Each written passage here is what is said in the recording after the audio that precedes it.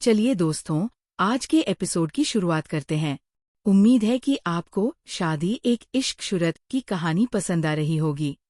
अपनी राय कमेंट में जरूर बताएं कि कहानी आपको कैसी लगी। और दोस्तों, बाकी कहानियों को भी अपना प्यार दें और हमारे चैनल को सब्सक्राइब करना न भूलें। CH 376 दीप का सिया को परेशान करना। हाँ तो आपको सोना था तो मुझसे दूर होके होना था ऐसे कौन क्यों रहे थे? सिया हाथों से हग करने जैसे इशारा करके बोली।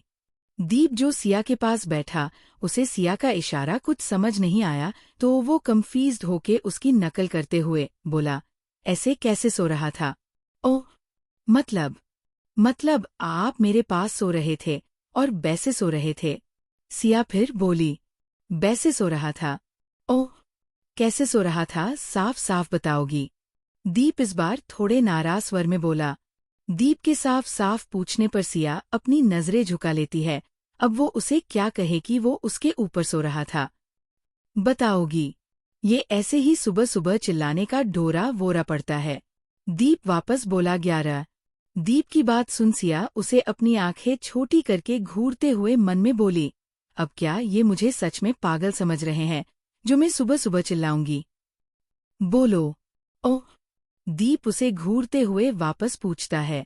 दीप के वापस पूछने पर इस बार सिया उसकी तरफ देखकर बोली, आप मेरे करीब होके सो रहे थे और मुझे इतनी जोर से पकड़ रखा था ही हिल भी नहीं पा रही थी। इस बार सिया अपनी नजरें झुका के धीरे से बोली। सिया ने अभी अपनी बात कही ही तो कि अचानक दीप ने आगे। सिया अपनी बात कहने के बाद धीरे से अपना सर उठा के दीप की तरफ देखती है, लेकिन जैसे ही वो दीप को देखती है उसकी आंखें बड़ी बड़ी हो जाती, क्योंकि दीप जो उसके करीब बैठा हुआ था अब उसने अपने दोनों हाथ सिया के आसपास रख के उसके ऊपर झुका हुआ था।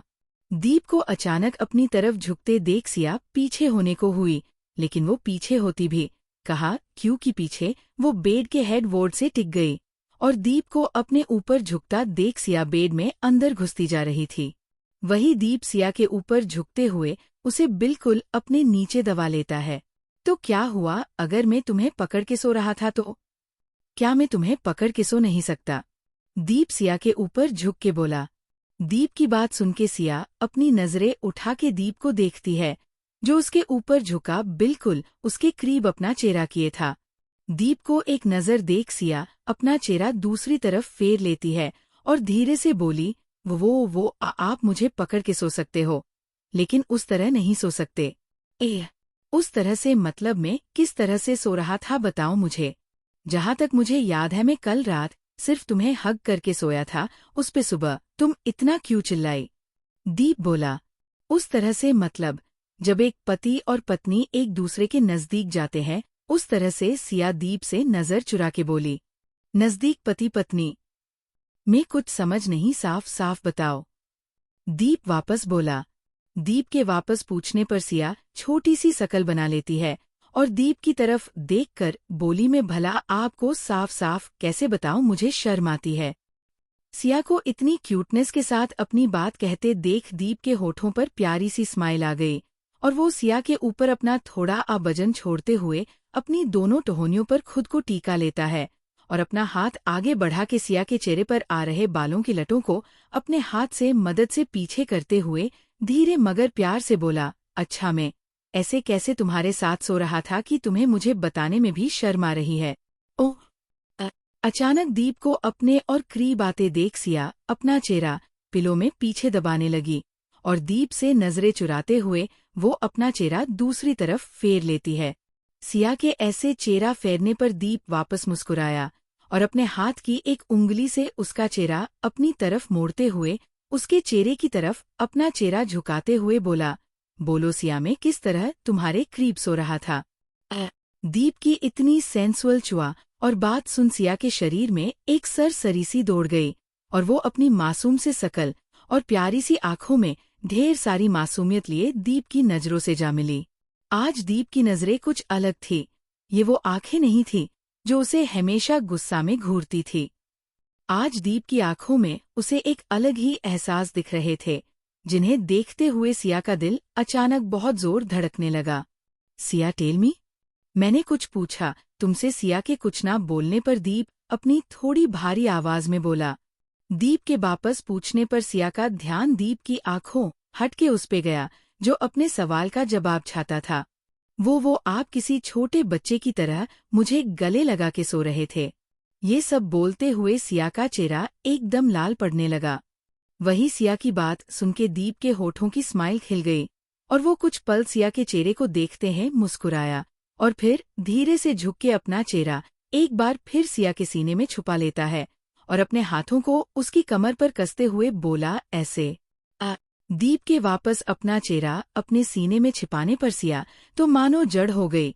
वो अपनी जगह पर एकदम जम गई, साथ ही उसकी धड़कनें तो किसी बुलेट ट्रेन की स्पीड से भी ज्यादा तेज हो चुकी थी।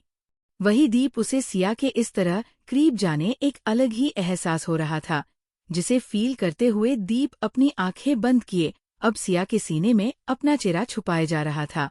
दीप को समझ आ गया कि नींद में जिस सॉफ्ट पिलो पर अपना चेहरा रब कर रहा था वो कुछ और नहीं सिया के चेस्ट थी, जिसे महसूस करते हुए अब दीप को अपनी बॉडी में अलग ही जज्बात ने जन्म ले लिया था। हाल की दीप लड़कियों के मामले में काफी सख्त था, लेकिन सिया के मामले में पता नहीं उसे क्या हो रहा था। वो दिन सिया की तरफ खिंचा चला जा रहा था। सिया जो दीप के अचानक ऐसे करने पर जड़ हो गई थी, अचानक उनके कानों में डोर नोक होने की आवाज पड़ी, जिसकी आवाज से सिया अपने सपनों से बाहर आई और दीप देखने लगी जो अब भी उसके सीने में अपना चेहरा छुपा ले लेटा था। दीप को उठते ना देख सिया थोड़ी हिम्मत दिखा के दीप को खुद से दूर करने की कोशिश करती है, लेकिन दीप जिसने सिया को उसकी कमर से कस के पकड़ रखा था, लगता है अब वो सिया से दूर होने का नाम ही नहीं ले रहा था। सिया दीप को बार बार हटाने की कोशिश कर रही थी, वही बाहर डोर पर लगातार नोक हो रही थी, लेकिन दीप उसे तो जैसे इस वक्त कुछ सुनाई ही नहीं दे रहा था। वो शांत सा सिया के सीने में अपना चेहरा छुपा के लेटा हुआ था। 11 सुनिए, आप क्या कर रहे हो, बाहर कोई है। सिया हिम्मत करके दीप से हकला के धीरे से बोली। दीप जिसे सिया का सुनिए सुनते ही एक अलग ही करंटा लगता था। वो अपना सर झट उठा के सिया की तरफ देखता है, जिसका चेहरा इस वक्त हल्का हल्का गुलाबी पड़ रहा था। दीप उसे देख कुछ बोल पाता कि बाहर से एक बार फिर डोर पर जोर से नोक हुई। अब कहीं जाके दीप का ध्यान डोर पर पड़ गया और वो एक नजर सिया को देख एकदम से आगे बढ़ के सिया के गाल पर एक किस करके उसके ऊपर उठा और बेड के साइज में पड़ी अपनी बेस्ट उठा के पहनते हुए सिया को देखता है, जो उसके अचानक किस करने पर फिर जम गई। दीप उसे देख हंस दिया और जाके डोर ओपन करता है। दीप के डोर ओपन करते ही अंश एकदम से उस पे छड़ पड़ा। साले क्या कर रहा था तू, इतनी देर दे गेट बजा रहा हूँ, खोल क्यों नहीं रहा था। इतना बोलते हुए अंश दीप को ऊपर से नीचे तक गौर देखता है। बिखरे बाल, बेस्टक और लोवर पहने दीप देखते अंश वापस बोला सिया कहा है, और वो सुबह सुबह इतनी जोर से चिल्लाई क्यों साले, हवसी पता है तू इतने सालों से वर्जिन रहा है, इसका ये मतलब थोड़ी है तू बेचारी उस बच्ची को इतना परेशान करेगा। दीप जो अंश की बातें सुनते हुए उसे अजीब नजरों से देख रहा था, लेकिन उसकी आखिरी बातें सुनके दीप उसे घूर के बोला, साले तू घूम फिर के मेरी वर्जिनिटी पर आके क्यों रुक जाता है, और कौन सी बच्ची बीबी है वो मेरी, अब मैं उसे परेशान करूं या कुछ और, तुझे इसे क्या। और तू मुझे बता, ये मेरा घर है या तेरा कमरा। साले रात को किस तरह से आवाजें आ रही थी तेरे कमरे से, एक पल को उन्हें सुनके मुझे शर्म आ गई। पता नहीं कैसे पेश आता होगा मेरी बहन के साथ। कैसे पेश आता होगा से क्या मतलब है, बीबी है वो मेरी, मेरा मन में उसे जैसे प्यारा करूं, तुझे क्यों दर्द हो रहा है। अंश बोला, हाँ तो वैसे ही सिया मेरी बीबी है तो तू भी ज्यादा बीच में टांग मती अड़ा बड़ा। आए बहन का भैया अब निकल, ये से हर बार मेरे रोमांस के बीच में घुसता है। दीप डोर बंद करते हुए बोला, लेकिन अंश वो कहाँ कम था। वो दीप का हाथ पकड़ उसे कमरे के बाहर खिंच लेता है और उसे पकड़े हुए बोला, नहीं अब तू कहीं नहीं जाने वाला, चल हम वॉक पर चलते गई। छोड़ मुझे, मैं कहीं नहीं जाने वाला, मुझे कमरे में जाने दे। दीप अंश की पकड़ से निकलने की कोशिश करते हुए बोला, क्यों जाना है तुझे, कमरे में पूरी रात मन नहीं भरा जो सुबह सुबह फिर शुरू हो गया, अब तू कमरे नहीं जाने वाला। अंश उसे कस के पकड़ते हुए बोला, साले छोड़, तुझे क्या प्रॉब्लम हो रही है? मैं रात भर उसके साथ रहूं या दिन भर तू अपनी बीबी के पास जाता है? तो मैंने कभी रोका है तुझे? दीप बोला, वो कुछ भी, लेकिन सिया अभी छोटी है, मैं तुझे उसे इस तरह पूरा दिन रात सुबह परेशान नहीं करने दूंगा। अंश वापस बोला। दोनों ऐसे ही लड़ते झगड़ते हुए जाके हॉल में डले सोफे पर गिर गई, जहां दीप अंश के नीचे और अंश दीप के ऊपर झुका, उसके दोनों हाथों को अपने हाथों में लेकर उसके ऊपर पूरा चढ़ चुका था। अंश को खुद पर भारी पड़ते देख दीप अंश से अपना हाथ छुड़ाने के लिए उसके हाथ पर काटता है। अंश दीप के काटने पर एकदम से चिल्ला पड़ा, लेकिन उसका हाथ नहीं छोड़ता। एक साले, तेरी इतनी हिम्मत, अब देख तू इतना बोलते हैं। अंश झुका के दीप के हाथ पर काटने की कोशिश करता है, लेकिन अभी वो उसे काट पाता उसे पहले ही दीप और अंश के कानों में कुछ गिरने की आवाज आई। कुछ गिरने की आवाज सुन के अंश और दीप दोनों ही रुक गए। वो दोनों सोफे से अपना सर उठा के पीछे देखते हैं, जहां जानवी आंखें और मुंह फाड़े शौक होके दोनों की तरफ देख रही थी। एक्चुअली दीप और अंश इस वक्त सोफे पर एक दूसरे के ऊपर नीचे था, और ज्योति जिस तरफ खड़ी थी उसे सिर्फ दोनों के सार दिख रहे थे। फिलहाल वो दोनों कुछ इस पोजीशन में थे, उन्हें देखकर कोई भी उनपे शक करने से खुद को रोक नहीं पाएगा। वही ज्योति को आया देख अंश खुश होके बोला, बेबी तुम फ्रेश हो गई। अंश ने इतना ही कहा था कि ज्योति उल्टे पैर जल्दी से कमरे में भाग गई। वही उसे ऐसे भाग के जाने पर अंश कंफ्यूज होके कमरे में जाती ज्योति को देखकर बोला, इसे क्या हुआ, ये ऐसे भाग के क्यों गई? अंश ने इतना ही कहा था कि दीप अंश के हाथ से अपना हाथ छुड़ाते हुए उसके गाल पर एक रैप्टा मार उसे खुद के ऊपर से धक्का देते हुए बोला, साले तुझे और मुझे इस तरह देख ज्योति ने हमें गलत समझ लिया है, इसलिए वो ऐसे चली गई। अंश, जो दीप का एक रैप्टा पढ़ते हैं, सोफे से नीचे गिर गया तो अपने गाल पर हाथ रखते हुए मासूमियत से बोला, लेकिन उसने हमें गलत क्यों समझ लिया? हम तो हमेशा से ऐसे ही लड़ते थे, इसमें गलत समझने वाली बात कौन सी है? तो ना शुरू से ढक्कन था और हमेशा ढक्कन ही रहेगा। अब जल्दी ज्योति के पास जाके उसकी गलत फ्रेमी दूर कर, वरना पता नहीं हमारे बारे में क्या क्या सोच के बैठ जाएगी। वो दीप अंश को अपने साथ ज्योति के कमरे की तरफ खिंच के ले जाते हुए बोला। करीब 10 मिनट बाद दीप और अंश दोनों ज्योति और सिया के सामने अपना सर झुका के खड़े थे। सिया, जिसे कुछ समझ नहीं आ रहा थी कि ज्योति ने उसे क्यों बुलाया और दीप अंश ऐसे क्यों खड़े हैं। बेबी, सच में तुम जैसा समझ नहीं हो वैसा कुछ नहीं, मैं और दीप एकदम नॉर्मल है, तुम बेफालतू सा कर रही हो। अंश बोला, हर मुजरिम गलती करके बोलता है कि उसने कुछ नहीं किया, मैं कैसे मान लूं तुम दोनों की बात? जिस तरह तुम दोनों सुबह एक दूसरे के करीब थे, कोई भी देखकर बता सकता था तुम दोनों क्या करने की कोशिश कर रहे थे। ज्योति बोली। ज्योति, ट्राई टू अंडरस्टैंड यार, तुम्हें लगता है मैं उस तरह का लड़का हूँ? हाँ, तुम अंश के बारे में कुछ भी समझो, लेकिन मैं ऐसा बिल्कुल नहीं हूँ, चाहो तो सिया से पूछ लेना। दीप की तरफ देखकर बोला, तू कहना क्या चाहता है? मेरे बारे में सोचे में भी एकदम नॉर्मल है, और इसका प्रूफ मुझे ज्योति को देखने की जरूरत भी नहीं है। कल रात के बारे में सोच ही उसे सारे प्रूफ मिल जागे होंगे। क्यों बेबी? अंश ज्योति को देख मुस्कुरा के बोला। अंश के ऐसे बोलने पर ज्योति उसे घूर के देखती है कि बिना कुछ कहे उठ के कमरे में चली गई। वहीं उसके ऐसे जाने पर अंश उसके पीछे पीछे उसे मनाने चला गया। उसमें जाने के बाद दीप जैसे ही सिया की तरफ बढ़ने को हुआ, सिया भाग के दीप के कमरे में घुस गई और अंदर से रूम लॉक कर लिया। अब चेहरा दीप कहा जाए, ये सोच वो वही सोफे पर बैठ अंश पर पड़ती डांट को सुन के बाहर ही हंसने लगा।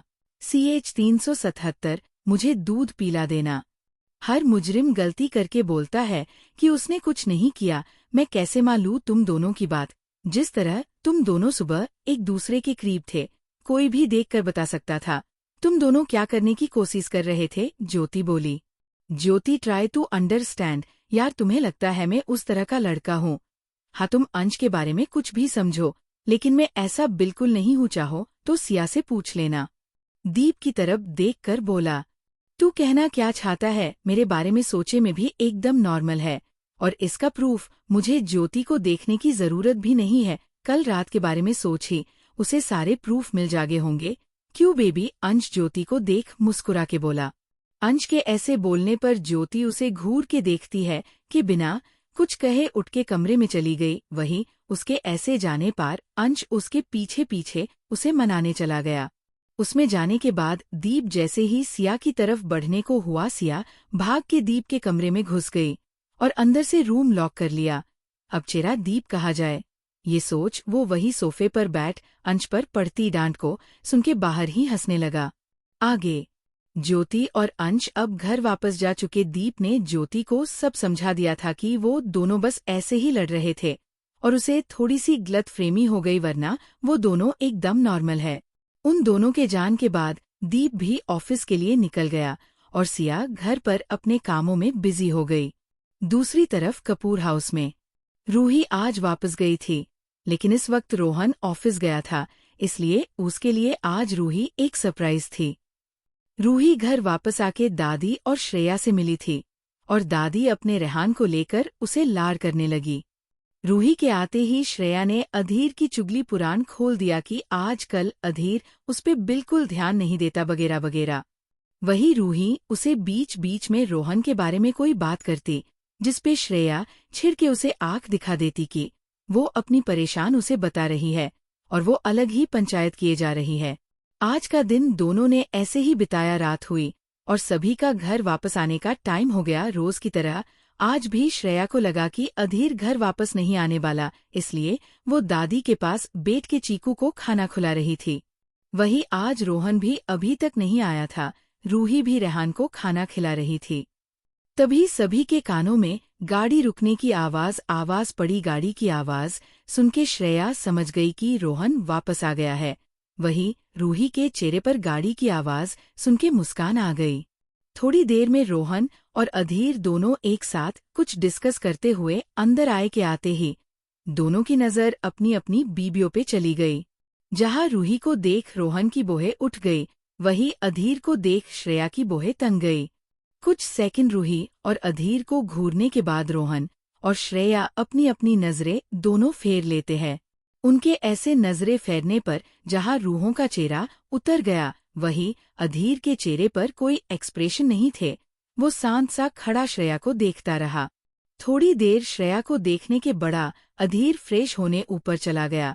उसके पीछे पीछे रोहन भी अपने कमरे में चला गया। उनके ऐसे जाने पर दादी, जो अपने चारों बहू बेटे को देख रही थी, वो मुस्कुरा दी और अपना डिनर खत्म करके उठते हुए बोली, मेरा ही गया, अब मैं सोने जा रही हूँ। तुम बच्चे भी डिनर करके सो जाना, गुड नाइट डॉट। दादी की बात सुन के श्रेय और रूही उन्हें गुड नाइट बोलती है और दादी वहां से अपने कमरे में चली गई। करीब 10 मिनट बाद रोहन और अधीर नीचे आए और अपनी अपनी जगह पर बैठ गए। रोहन को आया देख रूही जैसे ही उसे जल्दी से खाना सर्व करने को उठी को रोहन श्रेया से बोला, भाभी माँ मुझे बहुत भूख लगी है, खाना दीजिए ना प्लीज। रोहन की बात सुन के श्रेया एक नजर रूही को देख अपना सर हाँ में हिला। उसे खाना सर्व करने को हुई कि अधीर भी बोला, मुझे भी भूख लगी है, मुझे भी दो। अधीर की बात सुन के श्रेया, जो रोहन को खाना सर्व कर रही थी, वो अपने चेहरे पर लंबी मगर छिड़ वाली स्माइल आते हुए बोली, क्यों आपके हाथ नहीं जो खाना भी मैं दूं। श्रेया के ऐसे बोलने पर रोहन एकदम से हंस दिया। वही अधीर वो श्रेया को घूरता रह गया। श्रेया के माना करने पर रूही आगे आते हुए बोली, जीजू मैं सर्व करती हूँ। रूही के बोलने पर अधीर अपना सर हाँ में हिला देता है। रूही अधीर को वही श्रेया रोहन को खाना सर्व करने के बाद अपनी अपनी जगह पर बैठ गई। टेबल पर आज एक अलग ही माहौल हो रहा था। जहां रोहन रूही को बीच बीच में घूर रहा था, वही अधीर खुद की तरफ घूरती हुई श्रेया से नजरें चुरा रहा था, क्योंकि उसे मालूम था उसकी बीबी उसे इस वक्त काफी ज्यादा नाराज थी। और हो भी क्यों ना, आज वो पूरे 5 दिन बाद उसे अपनी शकल जो दिखा रहा था। खाना खाते हुए अधीर बीच बीच में श्रेया की तरफ मुस्कुरा रहा था, लेकिन श्रेया उसे और भी बुरी तरह छिड़ जाती। दोनों के डिनर के बाद अधीर और रोहन अपने अपने बच्चों को लेकर ऊपर कमरों में चले गए और श्रेया रूही सर्वेंट की हेल्प से ये टेबल साफ करके एक ट्रे में अपने बच्चों का दूध और अपने पति का और खुद दूध लेकर ऊपर जाने पहले दादी को उनका दूध का ग्लास देकर आई और फिर अपने अपने कमरे में चली गई। श्रेया जब कमरे में आई उसने देखा अधीर बेड पर लेटा हुआ था। वो इस वक्त शर्टलेस होके सिर्फ लोवर में लेटा हुआ था। वो चीकू को अपने ऊपर बैठा के उसके दोनों हाथों को पकड़ उसे खिलाते हुए मुस्कुरा रहा था। चीकू भी अधीर को इतने दिनों बाद देख उसके साथ खिलखिला रहा था और उसके ऊपर बैठा कभी उसके सीने पर मार रहा था तो कभी उसके निपेल्स पकड़ रहा था, जिसपे अधीर हंस के उसके गाल खिंचेंते हुआ बोला, बेटा मैं डैडी हूँ, मम्मा नहीं, मैं तुम्हें दूध नहीं पिला सकता। अधीर के ऐसे बोलने पर चीकू को लगा अधीर उसके साथ खेल रहा है, इसलिए वो भी खिला खिला के हंस दिया। वही गेट पर खड़ी श्रेया ने जब अधीर की बात सुनी उसकी टियोरिया छड़ गई और खुद से बोली, देखो तो मेरे बेटे से कैसी गंदी गंदी बात कर रहे हैं। खुद को तो शर्म नहीं, अपने बेटे के सामने ऐसे डले हैं, उसे क्या पता वो उसकी मम्मा के हैं। ये डैड के इतना बोल श्रेय अधीर को घूरते हुए कमरे में आई और अपने हाथ में पकड़ी ट्रे को टेबल पर पटकते के रख देती है। श्रेया के ऐसे ट्रे पटक के रखने पर अधीर का ध्यान श्रेय पर गया, जो गुस्से में उसकी तरफ बढ़ रही थी। एक पल को अधीर को लगा कि श्रेया आज तो उसकी कुटाई काटने के पूरे पूरे फोम है और लिए चीकू की तरफ देखकर धीरे से बोला, बेटा आज जल्दी सो जा, नहीं तो तू मुझ पे जिंदगी भर हंसेग कि तेरा वापस तेरी माँ से मार खाता है। अधीर अभी चीकू से ये कहे ही रहा था कि श्रेया उसकी गोद से चीकू को लेते हुए उसे अपने साथ सोफे पर गई और वहां जाके से अपनी आलती पालती मार के बैठते हुए चुकी को फीड करवाने लगी। श्रेय को चीकू को खुद से इतनी दूर फीड करवाते देख अधीर अपना सर अपने हाथ पर टिकाते हुए अब श्रेया की तरफ स्माइल करते हुए देखने लगा। सही श्रेया उसे फुल्ली इग्नोर मारते हुए चुकी पर ध्यान देती। अगर चीकू का पेट भर जाए तो थोड़ा दूध मुझे भी पिला देना। अधीर शरारत मुस्कुराते हुए श्रेया से बोला। वही अधीर की बात सुनके श्रेया उसे एक नज़र घूर के देखती है और फिर उसे अपनी नजरें फेर लेती है। श्रेया के ऐसे करने पर अधीर मुस्कुराया और बेड से उठते हुए श्रेया के पास जाके सोफे पर बैठ गया। अधीर को अपने पास आके बैठते देख श्रेया अपनी चुन्नी से चीकू और खुद को ढक लेती है, जिसे देख अधीर अपना सर झुका के एक बार फिर मुस्कुरा दिया। अधीर धीरे से अपना हाथ आगे बढ़ा के उसकी चुन्नी को चीकू के ऊपर से उठाने लगा कि श्रेया उसका हाथ पकड़ उसे घूरते ही बोली, क्या है? क्या है क्या? अपने बेटे को देखना चाहता हूँ, वो कैसे दूध पी रहा है। अगर वो दूध पीते हुए कुछ गलती कर रहा होगा तो मैं उसे ट्रेनिंग दे दूंगा। अधीर शरारत से बोला। अधीर की बात सुनके श्रेया उसे घूरती है, वही अधीर चुकी के साथ साथ श्रेय के ऊपर से भी चुन्नी हटा देता है और चुकी को फीड करते हुए देखने लगा। देखो ये गलत पी रहा है, ऐसे इधर से थोड़ा प्रेस करो।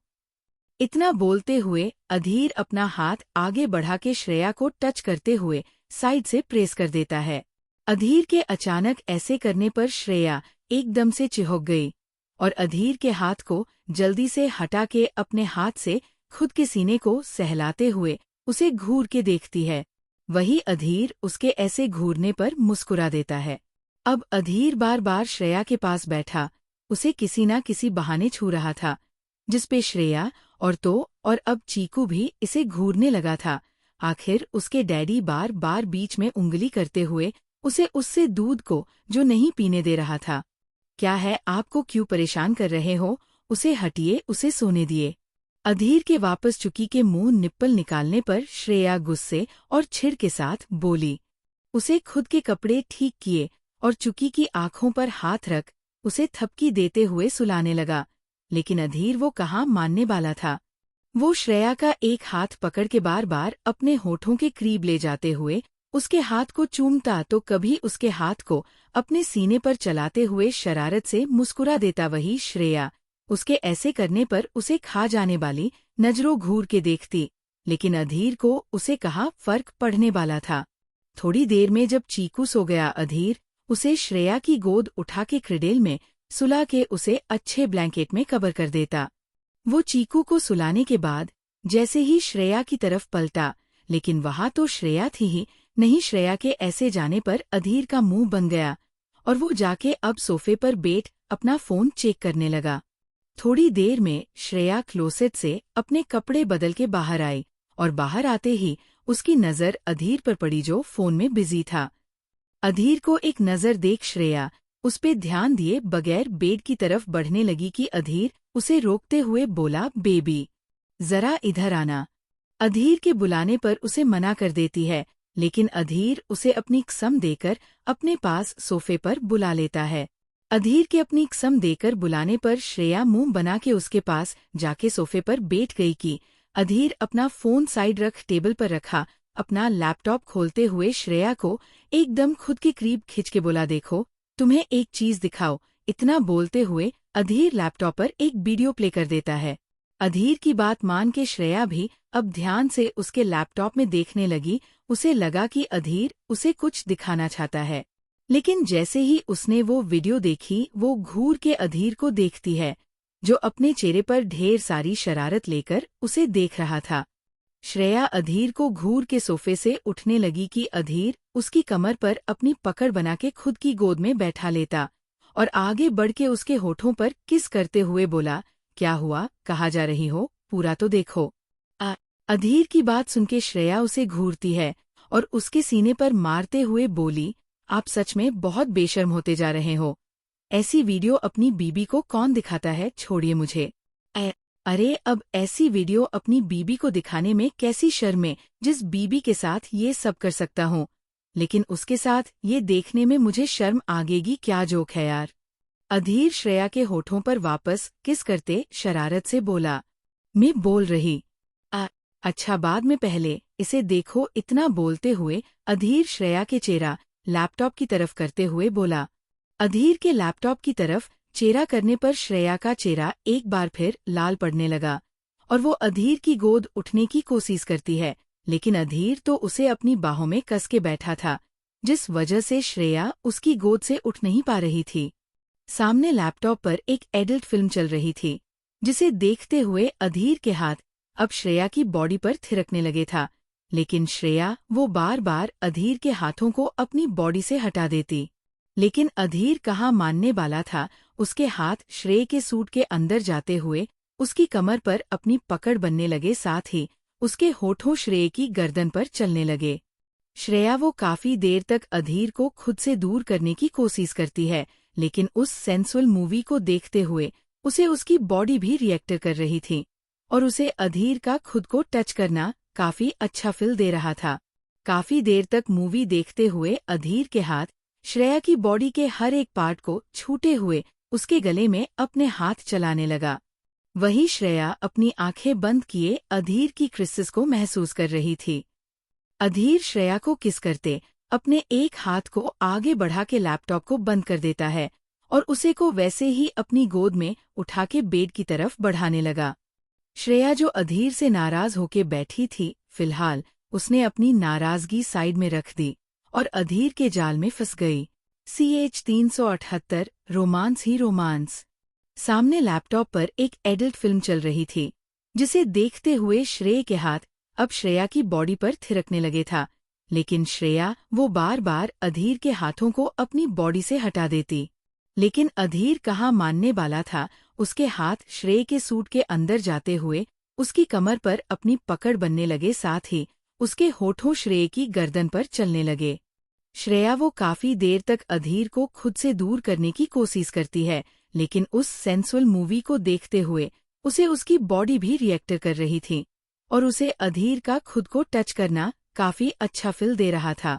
काफी देर तक मूवी देखते हुए अधीर के हाथ श्रेया की बॉडी के हर एक पार्ट को छूते हुए उसके गले में अपने हाथ चलाने लगा। वही श्रेया अपनी आंखें बंद किए अधीर की सिस्सिस को महसूस कर रही थी। अधीर श्रेया को किस करते अपने एक हाथ को आगे बढ़ा के लैपटॉप को बंद कर देता है और उसे को वैसे ही अपनी गोद में उठा के बेड की तरफ बढ़ाने लगा। श्रेया जो अधीर से नाराज होके बैठी थी, फिलहाल उसने अपनी नाराजगी साइड में रख दी और अधीर के जाल में फंस गई।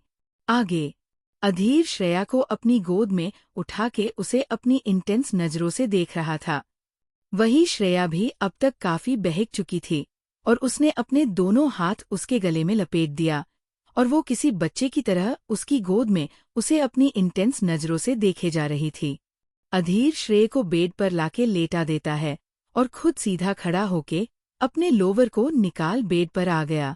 अधीर श्रेया के ऊपर झुकते हुए उसके होठों पर अपने होठों से कब्जा कर लेता है और उसके किस करते हुए पूरा उसके ऊपर आ गया। अधीर श्रेया के ऊपर आते हुए अपना आधे से ज्यादा वजन उस पे छोड़ उसे पूरी तरह से अपने नीचे दावा लेता है और उसे बहुत डिपली किस करने लगा। श्रेया भी अपने हाथों को अधीर की पीठ पर ले जाते हुए उसकी मस्क्यूलर बैंक पर अपने नाखून फिराते हुए उसे एक गुदगुदी का एहसास कराने लगी। श्रेया अधीर के होठों को अपने होठों के बीच दबाए उसे चूस रही थी, जिसपे एक पल को अधीर को हंसी आ गई, क्योंकि उसकी बीबी को आज तक ठीक से किस करना जो नहीं आया था। लेकिन अधीर फिलहाल अपनी हंसी कंट्रोल कर लेता है, वरना उसकी बीबी कब उसे खुद दूर भगा दे उसे खुद पता नहीं चलेगा। अधीर कुछ पल श्रेया को उसके मन की करने देता है, फिर अपना होठ उसके होठों के बीच से निकाल की उसे उसके होठों को अपने होठों के बीच दबा के उसे फ्रेंच किस करने लगा। एक डीप लॉन्ग और प्यार से भरी किस के बाद अधीर और श्रेया के होठ एक दूसरे दूर हुए। होठों के अलग होते हो अधीर अपना चेहरा सिया के गले में छुपा लेता है और उसे किस करना शुरू कर देता है। अधीर श्रेया की गर्दन पर किस करते हुए उसे हल्के हल्के बाइट भी कर अधीर श्रेया की गर्दन को किस करने बाद अपना चेहरा उठाता है और श्रेया की तरफ देखता है, जो आंखें बंद किए गहरी गहरी सांस भर के खुद की सांसों को काबू कर रही थी।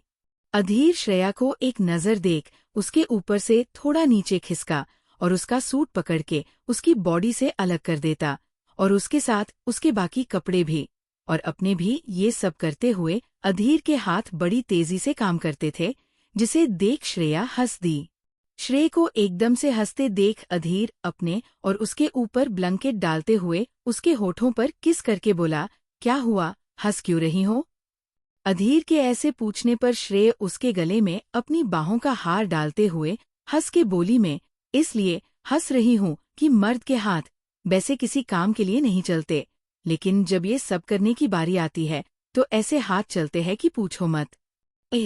अच्छा, और तुम्हें कैसे पता कि मर्द के हाथ कब ज्यादा जल्दी काम करते हैं? ओह, अधीर वापस बोला, अभी आपने ही तो मुझे मूवी में दिखाया कैसे उसमें उस लड़के को बिल्कुल पैसेंस नहीं रहा और बेचारी की ड्रेस फाड़ दी। श्रेया मुंह बना के बोली।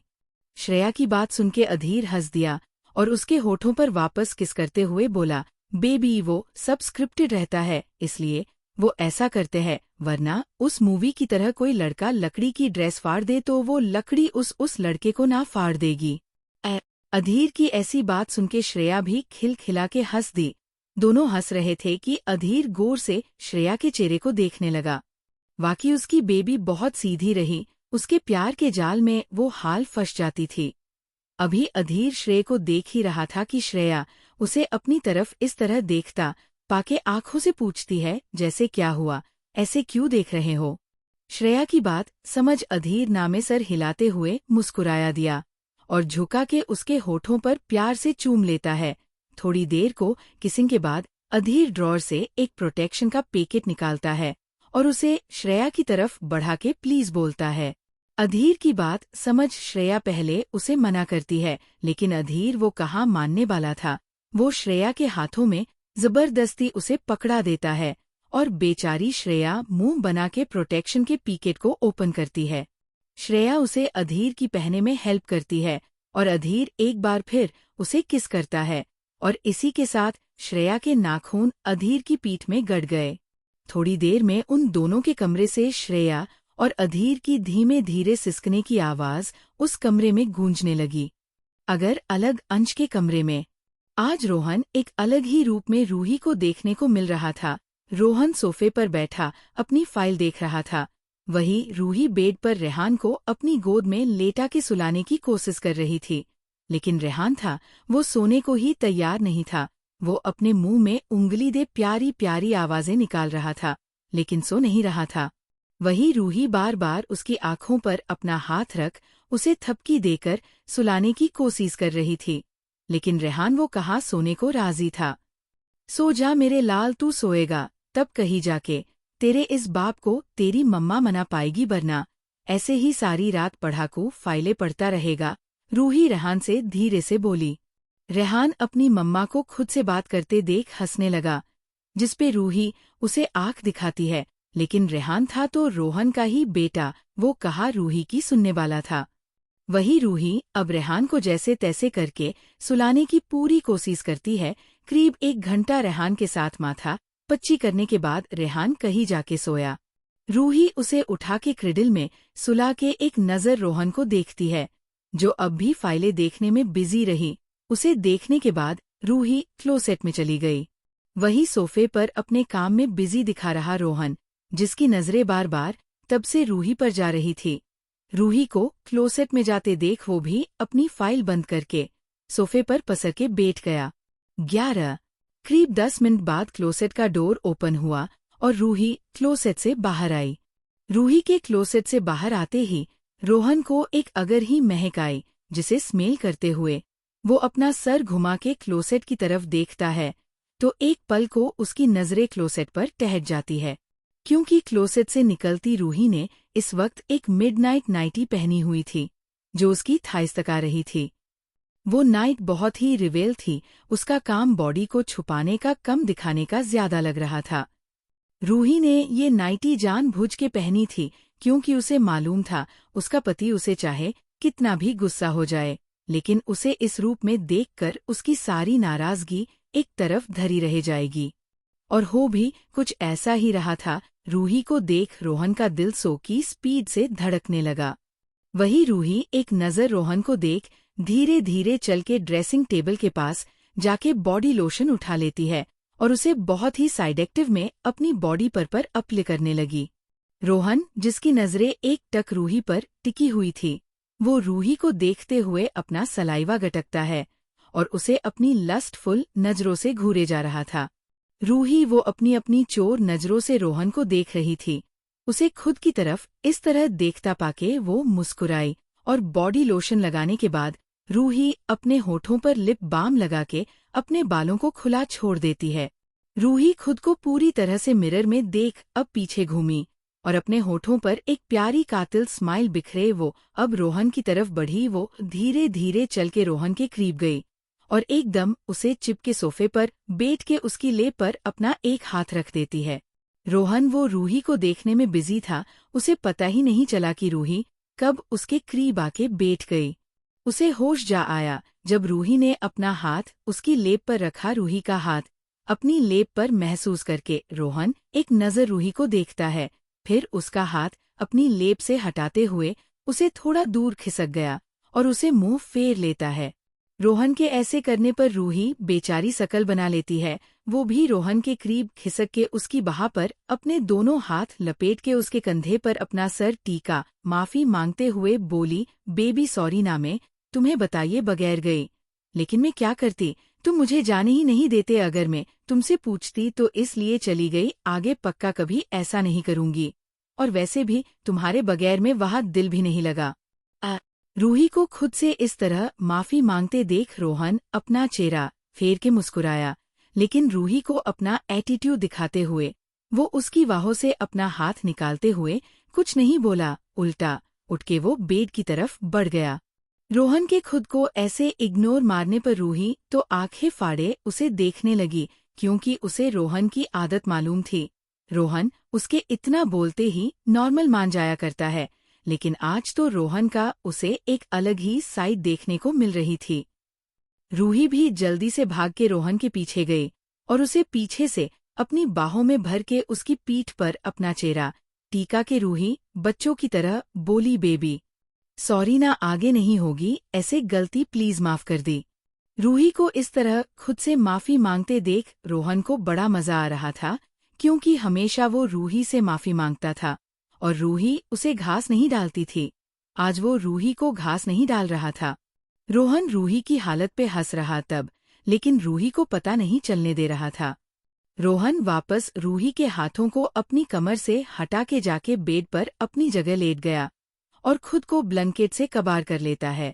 बेचारी रूही, उसे लग रहा था कि इस बार उसने रोहन को कुछ ज्यादा ही गुस्सा दिला दिया है, इसलिए वो उसकी नहीं सुन रहा। रूही वापस रोहन के करीब गई और जबरदस्ती उसके सामने जाके उसके ब्लैंकेट में घुस के उसके गले में अपनी बहू का हार डालते हुए उसके होठों के करीब अपने होठों को ले जाते हुए वापस बेचारी शकल बना के बोली, सॉरी ना जान, आगे से नहीं करूंगी ऐसा पक्का।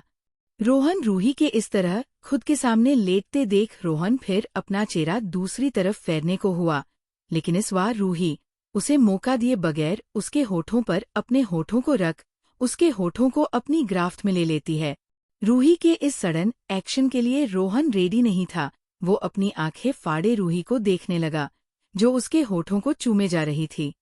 रूही, जिसने रोहन के होठों को अपने होठों के बीच लेकर उसे किस करना शुरू कर दिया था, लेकिन रोहन वो उसे किस नहीं कर रहा था। थोड़ी देर तक कोशिश करने के बाद भी जब रोहन रूही को किस बैंक नहीं करता, रूही छिड़ गई और अपने होठों को रोहन के होठों से दूर करते हुए मुंह बना के बोली, क्या है, तुम्हें कब से मनाने की कोशिश कर रही हूँ, लेकिन तुम हो कि भाव खा रहे हो। जाओ, नहीं माननी सुननी ना मेरी बात तो मत सुनो। अब मैं ही माफी नहीं मांगने वाली, तुम लड़कों से तो माफी मांगना ही हम लड़कियों को लिए गुनह है, भाव खाना है ना, तुम्हें तो खाओ। जब अब मैं भी नहीं बात करूंगी तुमसे। इतना बोलते हुए रूही जैसे ही रोहन से दूर हटने को हुई, रोहन एकदम से उसे उसकी कमर से पकड़ खुद की तरफ खिंच लेता है और उसे कुछ बोलने के मौका दिए बगैर उसे होठों पर अपने होठों को रख देता है। रोहन के अचानक इस तरह खिंच के किस करने पर रूही के हाथ, जो उसके गले में उसने निकाल लिए थे, वो उसके सीने पर जाके रख गए। वही रोहन अब अपनी नाराजगी को थोड़ा साइड में रख उसके होठों पर टूट पड़ा वो रूही को बहुत पेशेंटली किस करने लगा, और रूही भी इसमें उसका पूरा पूरा साथ दे रही थी। रूही के हाथ रोहन के सीने से घूमते हुए उसके बालों में जाके कस गए और वो उसके किस में उसका पूरा पूरा साथ देने लगी। वही रोहन उसके हाथ रूही की कमर पर कसते हुए खुद की तरफ खिंच रहे थे। वो रूही को किस करते हुए अपने पैरों को उसके पैरों में उलझा रहा था और आधे से ज्यादा उसके ऊपर उठ के झुक चुका था। रोहन रूही के होठों को इस तरह से चूम रहा था मानो आज प्यासे को पानी से भरा हुआ कुआं मिल गया है। एक 20 मिनट की डीप लॉन्ग और पैशनेट किस के बाद रूही को जब सांस लेने में दिक्कत हुई, तब रोहन ने उसके होठों को अपने होठों से आजाद किया और अपना चेहरा उठा के रूही को देखने लगा, जो अपनी आंखें बंद किए खुद में गहरी गहरी सांस खिंच रही थी। CH 379, तुम मेरी हो, शादी की है तुमसे मैंने। रोहन के अचानक इस तरह खिंच के किस करने पर रूही के हाथ, जो उसके गले में उसने निकाल लिए थे, वो उसके सीने पर जाके रख गए। वही रोहन अब अपनी नाराजगी को थोड़ा साइड में रख उसके होठों पर टूट पड़ा वो रूही को बहुत पेशेंटली किस करने लगा, और रूही भी इसमें उसका पूरा पूरा साथ दे रही थी। रूही के हाथ रोहन के सीने से घूमते हुए उसके बालों में जाके कस गए और वो उसके किस में उसका पूरा पूरा साथ देने लगी। वही रोहन उसके हाथ रूही की कमर पर कसते हुए खुद की तरफ खिंच रहे थे। वो रूही को किस करते हुए अपने पैरों को उसके पैरों में उलझा रहा था और आधे से ज्यादा उसके ऊपर उठ के झुक चुका था। रोहन रूही के होठों को इस तरह से चूम रहा था मानो आज प्यासे को पानी से भरा हुआ कुआं मिल गया है। एक 20 मिनट की डीप लॉन्ग और पैशनेट किस के बाद रूही को जब सांस लेने में दिक्कत हुई, तब रोहन ने उसके होठों को अपने होठों से आजाद किया और अपना चेहरा उठा के रूही को देखने लगा, जो अपनी आंखें बंद किए खुद में गहरी गहरी सांस खिंच रही थी। आगे रूही को गहरी गहरी सांस लेते देख रोहन के होठों पर ना दिखे वाली खुशी आ गई और वो वापस झुक के रूही के होठों को अपने दांतों के बीच दावा के बाइट कर लेता है। रूही, जो इसके लिए तैयार नहीं थी, वो एकदम से चिढ़ गई और उसके मुंह से आहन निकल गई। वो अपनी आंखें खोल के अब रोहन को घूरती है, जो उसे ही देख रहा था। क्या है, बाइट क्यों कर रहे हो? क्योंकि मैं अब तुम्हें मुझे बिना पूछे जाने की पनिशमेंट दूंगा, इसलिए बाइट किया। और अभी बाइट क्या, बहुत कुछ करूंगा देखो तुम। रोहन बोला, पनिशमेंट? ओह, लेकिन अब तो तुम्हारी नाराजगी खत्म हो गई ना, फिर कैसी पनिशमेंट? रूही बेचारी शकल बना के बोली, किसने कहा मेरी नाराजगी खत्म हो गई है? अभी तो शुरुआत है, आगे आगे देखो मैं करता हूँ क्या। इतना बोलते हुए रोहन के हाथ रूही की नाइट को उसके कंधे सरका देते हैं और उसके कंधे पर अपने होठों को रख उसे चूम लेता है। वही रोहन की पनिशमेंट वाली बात सुन के रूही का चेहरा उतर गया, जिसे देख रोहन मुस्कराता है और झुक के उसके पूरे चेहरे पर किस करने लगा। रूही के चेहरे को किस करते हुए रोहन के हाथ रूही की नाइट के अंदर जाते हुए उसकी कमर और पेट को सहलाने लगे। वो उसके पेट पर अपनी पकड़ कसते हुए अपने हाथों को ऊपर सरकाने लगा और ले जाके रूही के सीने पर रख देता है। वो रूही के गले की तरफ अपने होठों को रुख बदल उसे किस करने लगा। इसी के साथ रूही एक बार फिर कराह उठी है कि चिक के साथ रूही रोहन के हाथ पर अपनी पकड़ कसते हुए दर्द में बोली, Rohan, this is note fair, मुझे दर्द हो रहा यहाँ।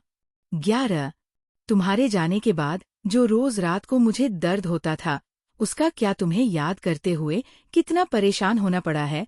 मुझे उसका बदला तो मैं लेकर रहूंगा। रोहन अपना सर उठा के रूही को देखते हुए बोला, यार गलती हो गई, आगे से नहीं जाऊंगी। तुम तो एक बात के पीछे ही पड़ गए हो। रोहन, अब क्या मैं अपने मम्मा पापा के घर भी नहीं जा सकती? रोहन की बात सुन के रूही छिड़ के बोली, मैंने जाने से मना नहीं की, लेकिन इतने दिनों की परमिशन नहीं थी। रोहन बोला, लेकिन सू, अभी नहीं, हम बाद में बात करेंगे इस बारे में, फिलहाल तुम इधर आओ। इतना बोलते हुए रोहन रूही की कमर पकड़ एकदम से पलट गया और रूही को अपने ऊपर खिंच लेता है। रूही अंश के ऊपर आके अपना सर उठा के उसकी तरफ देखने लगी, जिसपे अंश उसे प्यार से देखते हैं। अपना एक हाथ आगे बढ़ा के उसकी नाइटी का स्राग उसकी बॉडी से अलग कर रूम के एक कोने में फेंक देता है। रोहन रूही को देखते हुए वापस अपना हाथ आगे बढ़ा के रूही की नाइटी की नोट खोलते हुए उसे उसकी बॉडी से अलग करके वापस फेंक देता है। इस वक्त रूही अब रोहन के सामने सिर्फ अपने इनर बियर में उसके ऊपर थी, जिसे देख रोहन एक गहरी सांस भरता है। बालक उसकी बीबी पहले के मुकाबले काफी ज्यादा सुंदर और चुभी हो गई थी, जिसे देखते ही रोहन की बॉडी उसके कंट्रोल से छूटती जा रही थी। रोहन कुछ पाल रूही को वैसे ही अपने ऊपर लेटाए उसकी खुली पीठ और कमर को सहला रहा था। उसके हाथ रूही कमर और पीठ पर घूमते हुए बीच बीच में उसके बॉडी पार्ट्स को भी छू रहे थे, जिसे महसूस करके रूही की आंखें बंद हो जाती। थोड़ी देर तक रूही को अपनी आंखों में बसाने के बाद रोहन रूही को लेकर पलट गया और उसके ऊपर आते हुए अपने घुटनों के बल बैठ गया। अपने घुटनों के बल बैठ वो रूही को देखते हुए अपनी टी शर्ट निकाल के बेड के नीचे गिरा देता है, फिर सीधा खड़ा होके अपनी पेंट भी निकाल देता है। रूही, जो रोहन के नीचे थी, रोहन को कपड़े उतारते देख उसकी नजरें उसकी मस्क्यूलर बॉडी से घूमते हुए उसकी कमर के निचले पार्ट पर आके रुक गई, जहां एक उभार देख रूही के कान लाल पड़ने लगे। रूही अभी रोहन को देख ही रही थी। रोहन रूही को खुद को इतनी गौर से देखता पाके मुस्कुराया और एकदम से रोहन बॉक्सर भी नीचे सरका देता है। रोहन के ऐसा करते ही रूही अपनी आंखें झट से बंद कर लेती है और शर्मा के अपना चेहरा दूसरी तरफ फेर हल्के से मुस्कुरा दी। वही रोहन रूही के ऐसे मुस्कुराने पर फुल गया और वो उसके ऊपर आते हुए उसके बाकी के कपड़े भी उसकी बॉडी से अलग कर देता है और रूम की लाइट बंद करे हुए एक हल्की डिम लाइट चालू कर देता है। रोहन रूही के करीब खिसक के उसे अपनी बाहों में भर लेता है और इसी के साथ रूही को रोहन की बॉडी खुद की बॉडी से टच होते हुए महसूस हुई, जिसे महसूस करके उसका चेहरा बुरी तरह जलने लगा। थोड़ी देर में रोहन के कमरे में रूही की मादक सिसकियों का शोर गूंजने लगा और साथ में रोहन की भारी होती सांस का। आज दोनों भाई अपने अपने प्यारी दुनिया में गोते मार रहे थे और ये शायद आज पूरी रात उस प्यार के सागर में डूबने वाले हैं। इनके अलग दीप का अपार्टमेंट में रात के 8 बजे दीप ऑफिस से वापस आ चुका था और इस वक्त सिया के साथ डाइनिंग टेबल पर बैठ के डिनर कर रहा था, लेकिन उसकी नजर रहे रहे कि सिया पर जा रही थी, जो अपना सर झुका के डिनर कर रही थी। सिया दीप के बदले रूप को देख उसकी तरफ देखने की भी हिम्मत नहीं कर रही थी, क्योंकि उसे खुद नहीं पता कि वो क्या कहे और दीप क्या समझ के उसके करीब आ जाए। थोड़ी देर में डिनर के बाद सिया किचन में बर्तन साफ कर रही थी, वही दीप अलग ही गुड़ा भाग में बिजी थी। आज सिया को अपने रूम में कैसे बुलाए, वो यही सब सोचते हुए हॉल में इधर से उधर इधर घूम रहा था, लेकिन उसका दिमाग ही काम नहीं कर रहा था। दीप अभी सोच ही रहा था कि उसकी नज़र अचानक एसी के मेन स्विच पर पड़ी, जिसे बंद करने से एसी काम चालू ही नहीं होगी। दीप उसे देख अपने दिमाग की बत्ती जलाई और अपने एसी का स्विच बंद कर देता है को खुद में मुस्कुरा दिया।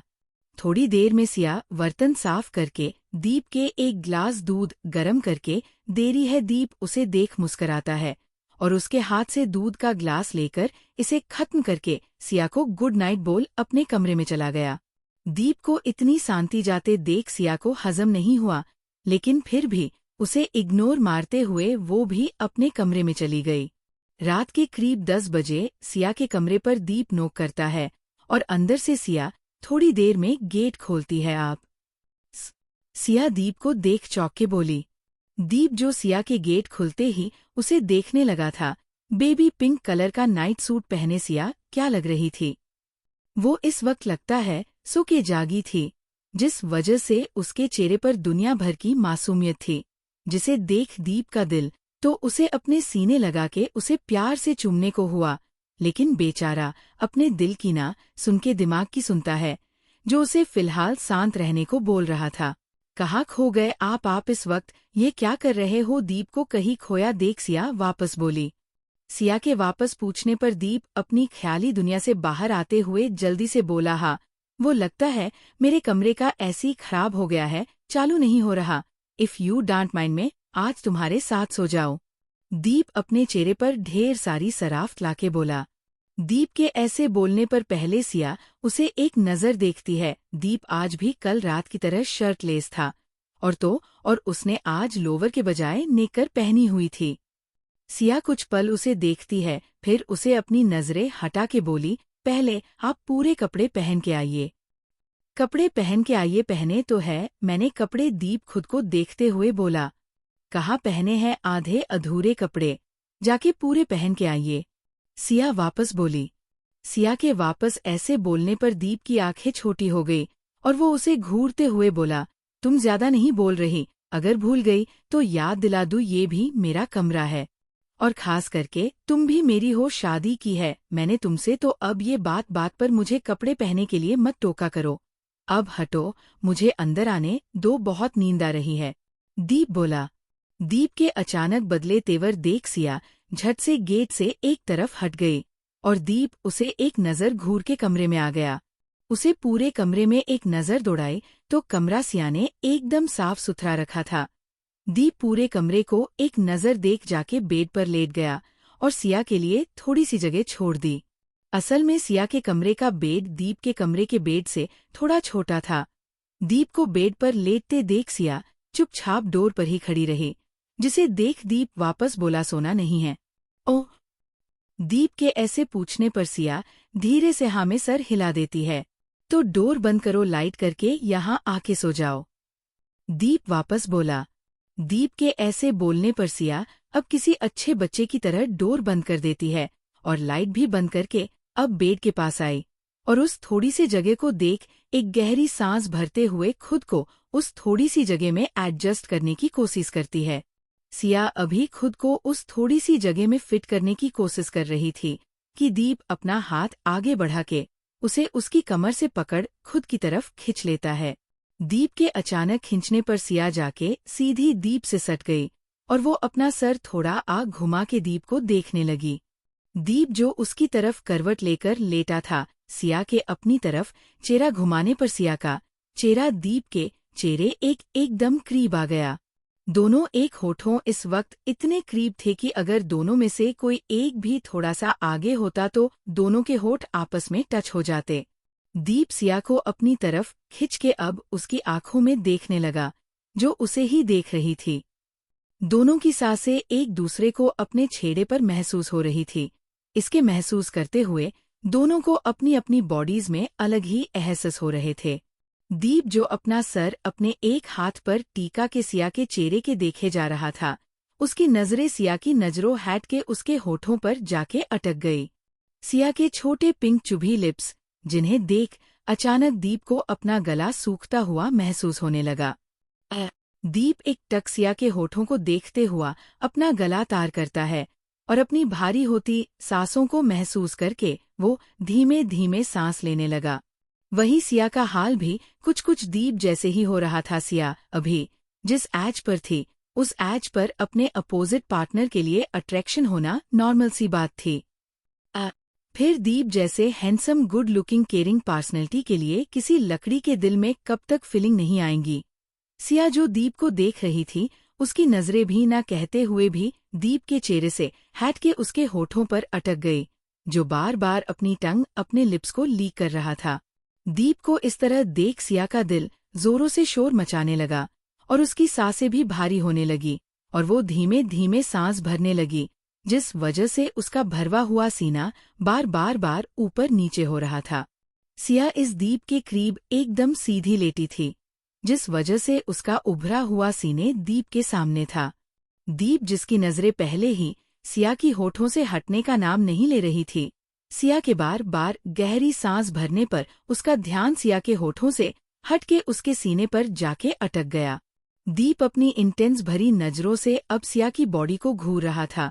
उसके दिल में अब ज्योति के किए अरमान जाग रहे थे, जिसका एहसास दीप को अपनी बॉडी में बढ़ती गर्मी और बॉडी में होते बदलाव को महसूस करके समझ आ रहा था।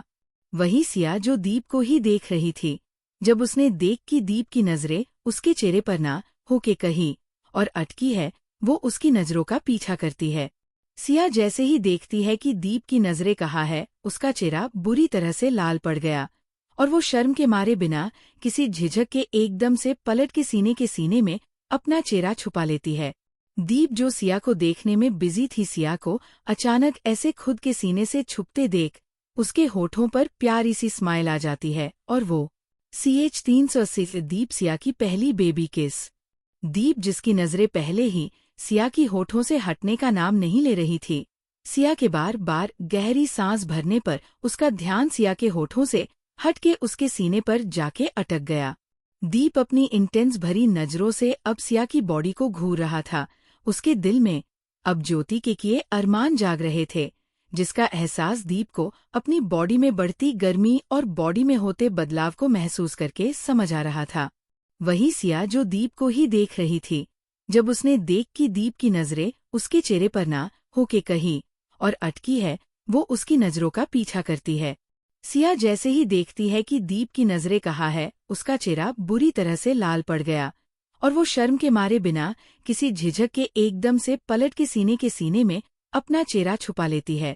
दीप, जो सिया को देखने में बिजी थी, सिया को अचानक ऐसे खुद के सीने से छुपते देख उसके होठों पर प्यारी सी स्माइल आ जाती है और वो आगे दीप ज्योति को अपने सीने में छुपाते हुए एक गहरी सांस भरता है और उसके बालों में अपना हाथ फेरते हुए उसके बालों में किस कर लेता है।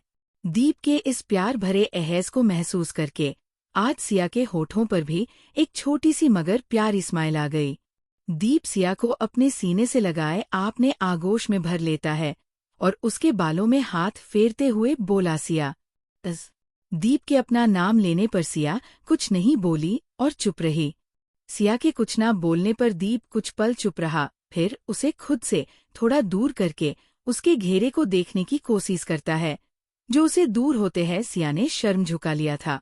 सिया के ऐसे सर झुकाने पर दीप के होठों पर वापस स्माइल है और वो अपना सर एक हाथ पर टिकाते हुए अपने दूसरे हाथ को आगे बढ़ा के सिया के चेहरे पर आए बालों को उसके कान के पीछे करते हैं शरारत बोला, तुम इतना क्यों शर्मा रही हो? अभी तक तो मैंने कुछ किया भी नहीं। सोचो, मैंने जब कुछ किया नहीं तब तुम्हारा ये हाल है, और अगर मैंने अभी कुछ कर दिया तो मुझे तो लगता है कश्मीर के सभी सेवों की रंगत तुम्हारे ऊपर छड़ जाएगी। क्यों? इतना बोल के दीप हंस दिया। वही सिया वैसे ही अपना सर झुकाए लेटी रही। दीप अपन हाथ आगे बढ़ा के उसकी चिन पकड़ उसका चेहरा ऊपर उठाते हुए बोला, मैंने कल से तुम्हारे लिए ऑनलाइन क्लास का कोर्स लिया है, तुम अब अपनी पढ़ाई दोबारा शुरू कर दो, ओके?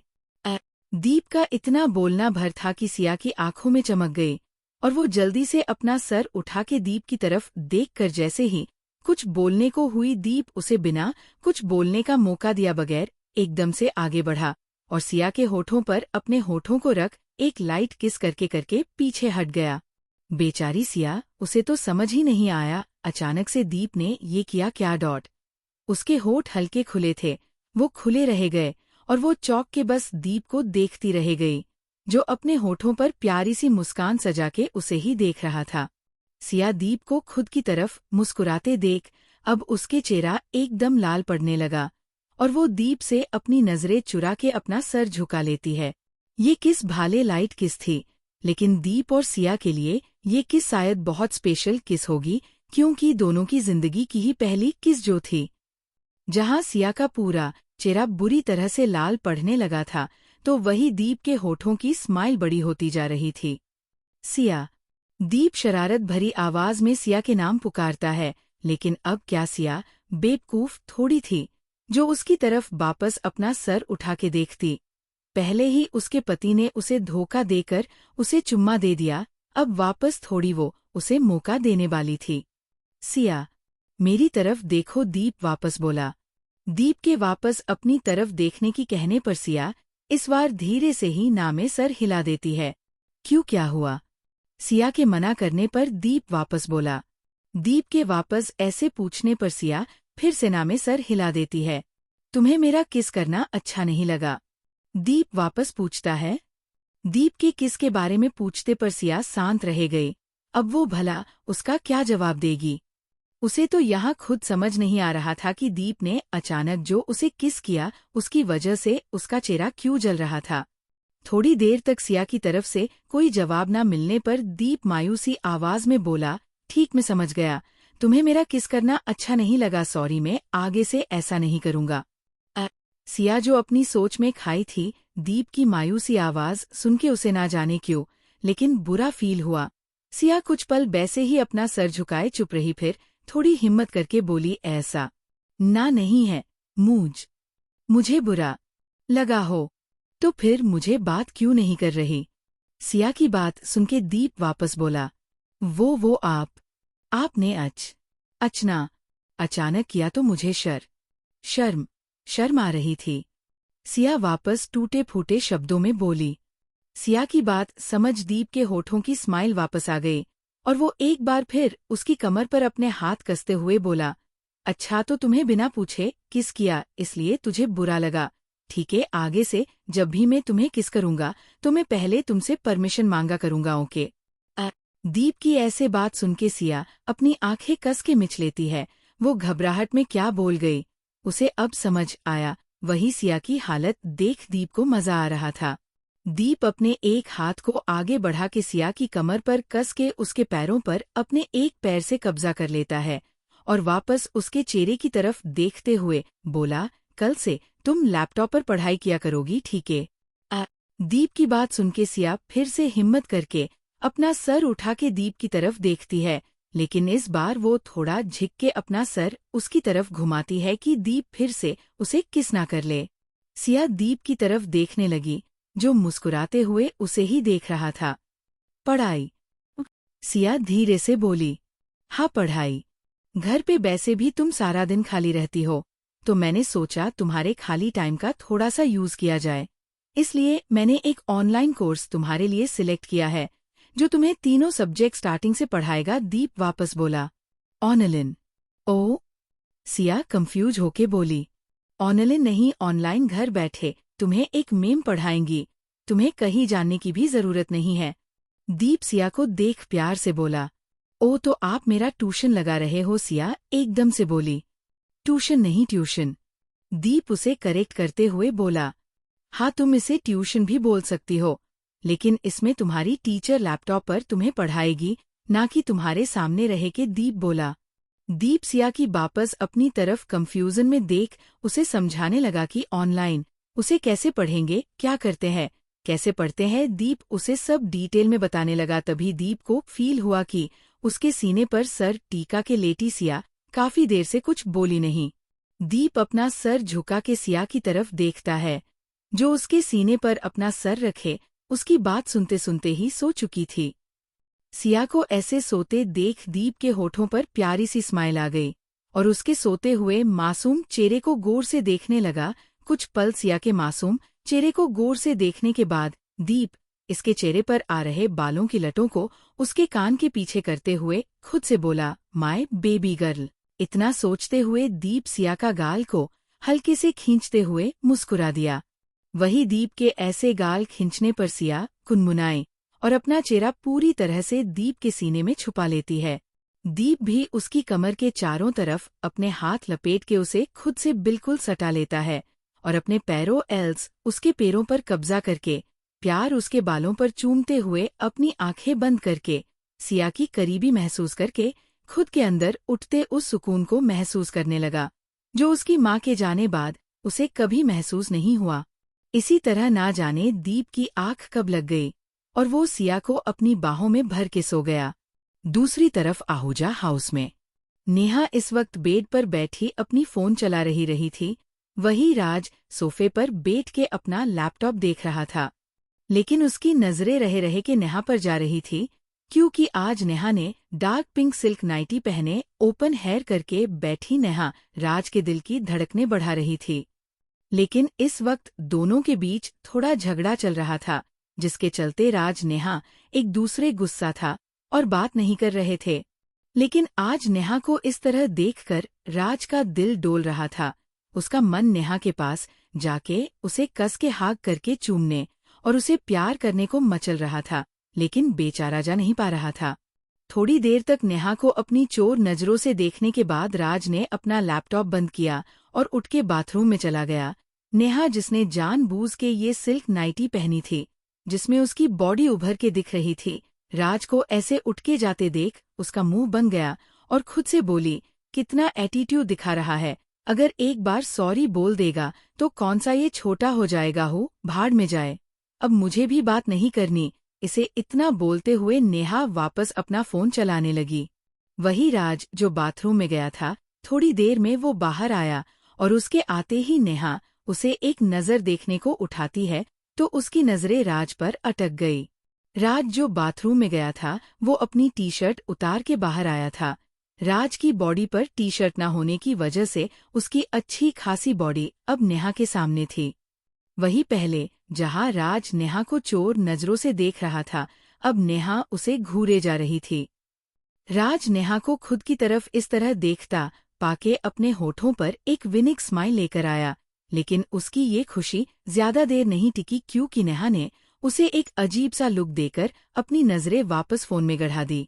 नेहा के ऐसे करने कर राज का मुंह बन गया और अब वो बिना कुछ कहे जाके बेड पर अपनी जगह लेट गया और रूम की लाइट बंद कर देता है। राज के ऐसे लाइट बंद करने कर नेहा उसे एक नजर घूरती है, लेकिन राज तो अपनी आंखें बंद करके लेटा था। उस वजह नेहा ने उसे कुछ नहीं कहा। थोड़ी देर और फोन देखने के बाद नेहा अपना फोन बंद करके बेड साइड टेबल पर रख देती है और अपनी जगह पर राज की तरफ पीठ करके लेट गई। नेहा के लेटने पर राज एक नजर उसे देखता है और वापस अपनी आंखें बंद कर लेता है। करीब 10 मिनट बाद नेहा को फील हुआ कि एक हाथ उसकी कमर पर खिसकते हुए उसके पेट पर अपनी पकड़ बना रहा था। ये महसूस होते ही नेहा, जो आंखें बंद करके लेटी थी, वो वैसे ही शांति सी लेटी बोली, क्या है, क्यों परेशान कर रहे हो? नेहा के इतना बोलना भर था कि राज एकदम से खिसक के उसके करीब हो गया और पीछे उसे अपनी बाहों के आगोश में भरते हुए उसके बालों में अपना चेहरा छुपाते हुए उसके बालों की फ्रेग्रेंस को स्मेल करने लगा।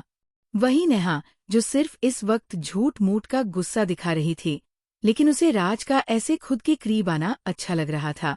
वो अपना चेहरा दूसरी तरफ फेरे मुस्कुरा रही थी, लेकिन फिलहाल वो राज को ये दिखाना नहीं चाहती थी कि उसे उसका खुद के करीब आना अच्छा लग रहा है। वही राज वो नेहा के पीछे से नेहा के एकदम करीब आके उसके बालों में अपना चेहरा सहला रहा था और अपने हाथों को उसकी कमर पर धीरे धीरे घुमा रहा था।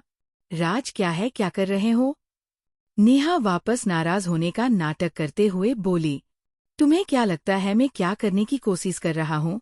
नेहा के ऐसे पूछने पर अपनी साइडेक्टिव वॉइस में बोला, वो मुझे पता है तुम क्या करने की कोशिश कर रहे हो, लेकिन तुम ये नहीं कर सकते। नेहा वापस बोली, क्यों नहीं कर सकता मैं? ये मैं नहीं करूंगा तो कौन करेगा? ये राज उसके बालों में अपना चेहरा छुपा के रब करके बोला, मेरा मतलब मैं अभी भी तुमसे नाराज हो तो तुम ऐसे मेरे करीब नहीं आ सकते। नेहा वापस माना करते हुए बोली। नेहा की बात सुनके राज नेहा को अपनी बाहों में और कसते हुए बोला, लेकिन मैं तो आऊंगा। राज के ऐसा करने पर नेहा उसकी बाहों में थोड़ा कस मसाई और उसकी बाहों में ही घुमा के उसकी तरफ अपना चेहरा करते हुए नाराज होके बोली, जी नहीं, जब तक तुम मुझसे माफी नहीं मांगोगे मैं तुम्हें खुद के करीब क्या खुद को किस भी नहीं करने दूंगी। 11। नेहा के ऐसे बोलने पर राज अपना सर उठा के नेहा को अपनी छोटी आंखें घूरने लगा, लेकिन नेहा वो कहाँ कम थी। वो अपनी एक बोहे उठा के राज को एटीट्यूड में देख रही थी, जैसे जब तक तुम मुझे माफी नहीं मांगोगे मैं तुम्हें अपने करीब नहीं आने दूंगी। वही राज उसे ऐसे देख रहा था कि तुम इस मूवमेंट पे आके उसे ऐसे सॉरी बोलने को नहीं कह सकती। उसे मालूम था ये एकमात्र पल था जब राज नेहा अगर बंदर की तरह नाचने को भी कहेगी तो राज नाच देगा, इसलिए नेहा उसे बीच में ही रोक के उसे सॉरी बोलने को बोल रही थी और उसकी बात सुन के अब राज उसे घूर रहा था। आज का एपिसोड यहीं समाप्त होता है। इसका अगला भाग कब आएगा ये आपके रिएक्शन पर निर्भर करता है। आप लोग अपना ओपिनियन कमेंट बॉक्स में बताएं कि आपको कहानी कैसी लगी। अगले भाग के लिए बने रहें। धन्यवाद।